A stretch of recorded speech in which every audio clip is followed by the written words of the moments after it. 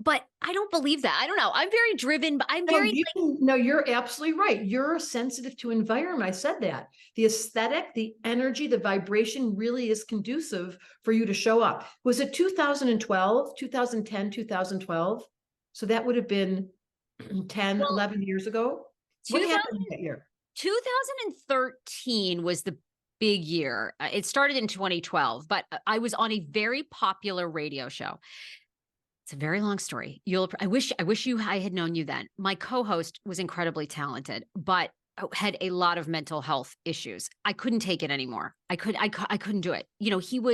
One day he would speak to you. The next day you'd walk in, he would do the show with his back turned to you. I mean, it was just so wild, Debra. You could never do enough work. He would yell, he would throw trash cans.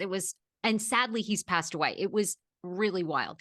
So 2012, I knew I had to leave. 2013, I actually left. And that was what I'm talking about. So that was, I just said, from 2011, 2012, 2010 to 2012 was the turning point in your whole chart. Then that happened again during COVID. It did. It did. I know that's so. This is Astrology 101. Every 7 years, starting at a certain marker, and you have to get your chart done. It's called Saturn return. Okay. I can look at your chart and say, you're ready for a move. You'll be like, am I? And I'll be like, excuse me, let me just give you the answer because you're driving yourself crazy. So, Debra, how does it work? Like for you, do you check in with your chart every single week? Like, because I guess your chart. Oh, these are big. So you're so funny. I don't stare at my chart, first of all. The shoe salesman who has no shoes on their kids is because we don't study our own chart. However, I am in one of those changes, a 7-year cycle. I felt the winds changing. I am not. Some people love change. I hate it.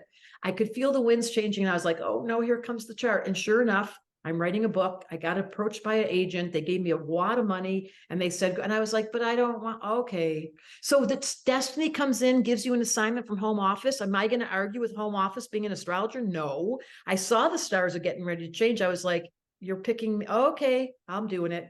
And you know what the name of the book is? I Don't Believe in Astrology.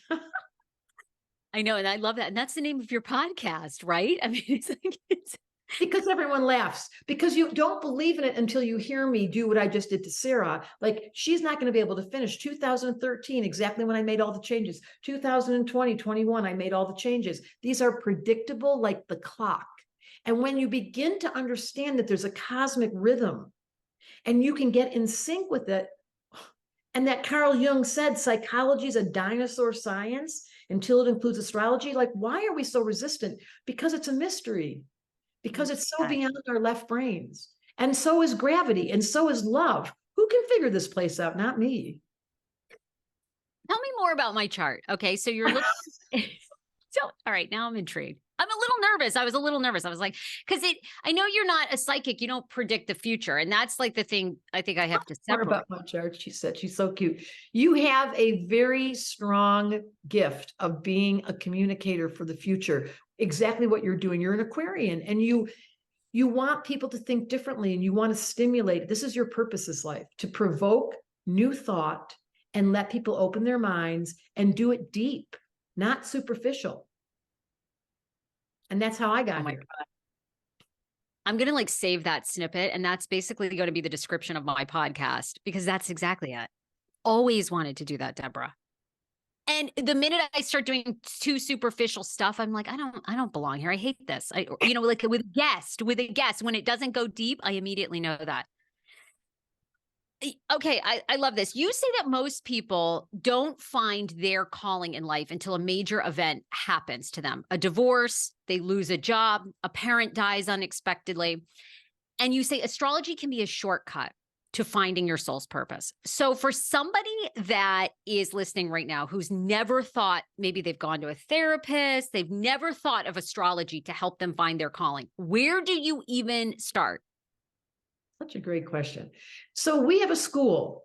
It only starts twice a year, in September, around the corner, and in January. And then you come into school, it's a 6-week class. There's only 10 people in the room. It's almost all women. We have lots of men coming in now. Up comes your chart, like it would be you, and the mentor who's teaching you takes you through little baby steps. I pretend like I'm a 4th grade teacher. You can't get confused. You don't know what we're talking about. It starts off with the elements. So in your case, you have so many planets in air. You have how many planets in air? I mean, honestly, 1, 2, 3, 4, 5, 6. You only have 1 in water, which is your emotions, which is not your best thing. You only have 1 in earth, getting organized and practical, not your best thing, but you've got a lot in air. So if you were in our school, we would say to you, excuse me, honey, you've got to cultivate your missing element, the name of my book, The Missing Element. And then you realize, oh, in order for me to feel grounded and calm, I have to slow down. Ew, said Sarah. I don't like slowing down. So we give directives right at the beginning of the very thing you don't want to do. You cultivate the missing element. Then the next class is Mercury. Get ready. How does your mind work? Because what we learn in metaphysics and all of therapy is what you think becomes reality. That's factual. Now they've proven this, that your internal dialogue and your unconscious mind is creating your reality. So who's thinking this, you might ask? And that's what the class does. It identifies the premise. And yours is speed of light. You think the speed of light, you're in the future. You're always ahead of everybody else. You're getting super bored. And if you're not entertained, you're going to keep running. That's dangerous. It doesn't teach patience. Yeah.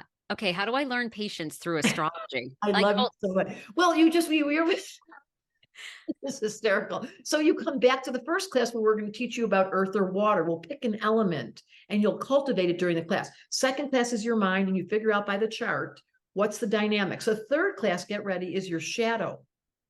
What's the undermining part of your character that you need to focus on? And you know what yours is? Yeah, tell me. Being a mom. Like, you need to nurture. You must. That's one place. Look at her face. I love this. Is that surprising? Well, it is, because I never even liked children until I was 35. Like I never changed a diaper. I never babysat. I couldn't stand kids. I was like, if I was on an airplane with other children, I'd look at them. I'd stare down the mother. I don't want to be bothered. Debra, when I turned 35, it was like a light switch. I mean, it was wild. I was like, I looked at kids. I was like, I have to have children. I have to have children. So it's funny. I've had a weird fertility journey. The first baby I was pregnant with in 2019, I had this wild molar miscarriage, which is very rare. It's essentially when all these cysts grow in your ovaries and placenta and the baby can't live. And then in rare cases, you get a pregnancy cancer. I was that person. And my doctor said, this is crazy. I've been practicing for 20 years. You're the only person this has ever happened to. Aquarius, here's the unique version. It's Aquarius. What is it? It's word unique. They never follow. They can't fit in. They're always the different one. It's always that way for them. Okay. Well, Debra, I don't really want to be different in the fertility journey. Okay. But it seems that I'm there. So anyhow, I get through the cancer, I had methotrexate shots. I get through that, 6 months pregnant. I get pregnant. I have my son. It was easy. It was beautiful. It was the most amazing experience.